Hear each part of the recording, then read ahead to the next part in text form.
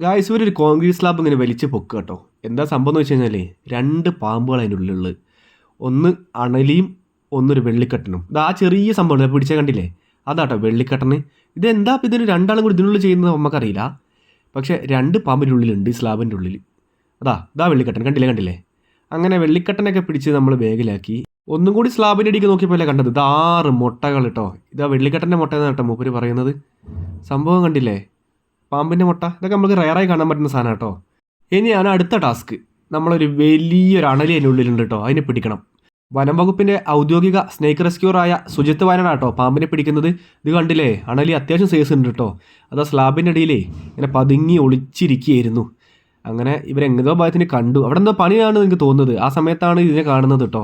അങ്ങനെ മൂപ്പരെ വിളിക്കുകയായിരുന്നു, സുജിത്തേട്ടനെ വിളിക്കുകയായിരുന്നു. വയനാട് മാനന്തവാടി പാലാക്കുളി എന്ന സ്ഥലത്താട്ടോ ഈ സംഭവം. നമ്മളിപ്പോൾ മൂന്നാമത്തെ അണലിൻ്റെ വീഡിയോ കേട്ടോ ചെയ്യുന്നത്. അപ്പോൾ നിങ്ങൾ ശ്രദ്ധിച്ചിട്ടുണ്ടോയെന്ന് അറിയില്ല, ഈ അണലി ഉണ്ടല്ലോ നമ്മൾ ഈ ടൂളിലെടുത്ത് പൊക്കി കഴിഞ്ഞാൽ പിന്നെ ആൾ വളരെ ശാന്തനാണ്, ഒരു കുഴപ്പമില്ല.